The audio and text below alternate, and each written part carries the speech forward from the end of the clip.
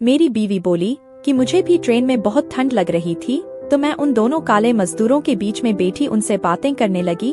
उसके बाद में अंधेरा होते ही उन दोनों ने मिलकर मुझे, हेलो दोस्तों, मेरा नाम विजय है, मैं जयपुर के एक गांव का रहने वाला हूं और मेरी उम्र 30 साल है।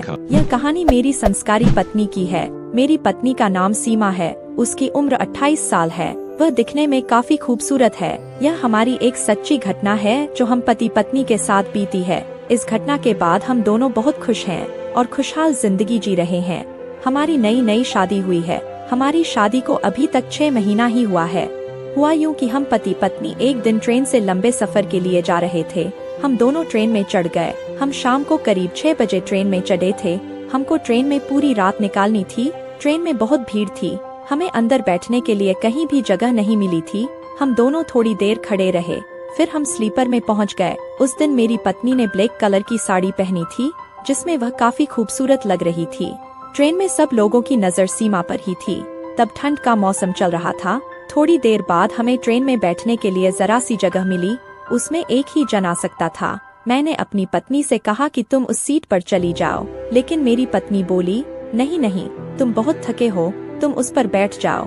उसके सामने 2 काले से रंग के बिहारी मजदूर बैठे थे। उनकी उम्र लगभग 26-28 साल की होगी। मैंने उनसे कहा, आप मेरी पत्नी को आपकी बर्थ में थोड़ी जगह दे दो। मजदूर बोला, कोई बात नहीं, आप भाभी जी को यहीं बर्थ में बैठने दो। मैं और मेरा दोस्त भी एडजस्ट करके इसी बर्थ में सो जाएंगे। मुझे मजदूर बहुत अच्छे स्वभाव का लगा, इसलिए मैं खुश हो गया। मेरी पत्नी भी खुश होकर उसकी बर्थ पर उनके साथ बैठ गई। दोस्तों, ठंड का मौसम था और ठंड भी बहुत लग रही थी। रात भी गहरी हो गई थी। धीरे धीरे कब आँख लग गई मुझे पता ही नहीं चला। रात के करीब 1 बजे मेरी नींद खुली। तब पूरी ट्रेन में सन्नाटा सा था। सन्नाटे के बीच कुछ अजीब सी आवाजें आ रही थी। पहले तो मैं कुछ समझा नहीं, लेकिन जब मेरी नजर सामने वाली बर्थ पर गई तब मैं एकदम से डर गया। मेरी पत्नी उन दोनों मजदूरों के साथ जस्ट चिल कर रही थी। यह देखकर मुझे बहुत गुस्सा आ रहा था। दोस्तों, यह नजारा देखकर मैं बहुत ही ज्यादा हैरान हो गया था कि यह मेरे सामने ही क्या हो रहा है। मेरी पत्नी को आज यह क्या हो गया?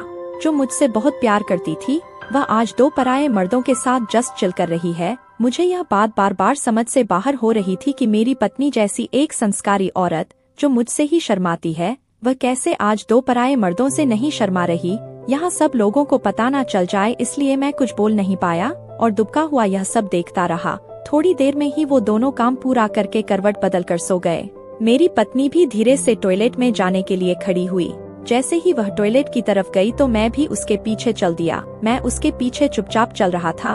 उसको यह पता नहीं था कि मैं उसके पीछे आ रहा हूँ। जैसे ही उसने टॉयलेट का दरवाजा खोला, मैं भी टॉयलेट में घुस गया। मैंने झट से अंदर से टॉयलेट के दरवाजे को बंद कर दिया। मुझे देखकर मेरी पत्नी डर गई। मैंने अपनी बीवी को पकड़ लिया। वह बहुत घबरा गई और उसकी आंखों में आंसू आने लगे थे।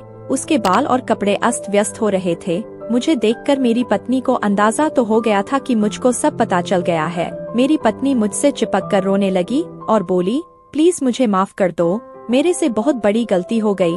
मैं जाने अनजाने में क्या कर बैठी, मुझे कुछ पता नहीं चला। और फिर रोने लगी। अब मुझे उस पर दया आने लगी। मैंने उससे कहा, प्लीज चुप हो जाओ और जो भी हुआ वह मुझे सच सच बता दो। मैं तुमसे कुछ नहीं कहूँगा। वह सुबक रही थी। फिर उसने मुझे सब कुछ बता दिया। मैंने उसे माफ कर दिया। फिर हम दोनों बाहर निकल आए। बाहर जाकर देखा तो दोनों मजदूर गायब थे। शायद वे दोनों डर के मारे ट्रेन में से कहीं उतर गए होंगे, क्योंकि एक स्टेशन पर ट्रेन रुकी थी। रात को हम दोनों ही उनकी बर्थ पर सो गए। मैंने अपनी पत्नी से पूछा, सच सच बता, यह सब कैसे हुआ? मेरी पत्नी मेरे सामने मुस्कुराकर बोली, जब हम दोनों घर पर जाएंगे तब मैं आपको पूरा राज बताऊंगी। ट्रेन के सफर के बाद हम दोनों घर आ गए। फिर उसने मुझे घर आकर अपनी कहानी बताई। वो बोली, मैं जैसे ही बर्थ में चढ़ गई तो उसने मुझे हाथ पकड़कर चढ़ने में मदद की। यह आपने अंधेरे के कारण नहीं देखा था कि उसने मुझे हाथ से सहारा दिया था।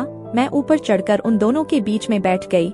जब कुछ देर बाद आप जैसे ही सो गए, उस मजदूर ने मुझसे बातें करना शुरू कर दी।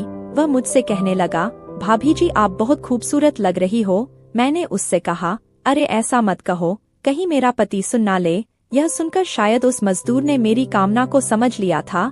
वह मुझसे बोला, सच बता रहा हूँ भाभी जी, आज तक मैंने आपकी जैसी खूबसूरत औरत नहीं देखी है। मैंने भी मुस्कुरा कर कह दिया कि बस करो, अब कितना मक्खन लगाओगे। दोनों मुझसे मीठी मीठी बातें करने लगे। मुझे भी ठंड में गर्मी का एहसास होने लगा। मैं भी उन दोनों के बीच में बैठी बातें करने लगी। उसके बाद में वह सब कुछ हुआ जो आप लोग सोच रहे हो। सीमा की बातें सुनकर मुझे उससे कोई नाराजगी नहीं थी, इसीलिए मैंने उसको नहीं डांटा। आज हम पति पत्नी एक दूसरे से बहुत खुश है और मस्त लाइफ जी रहे हैं।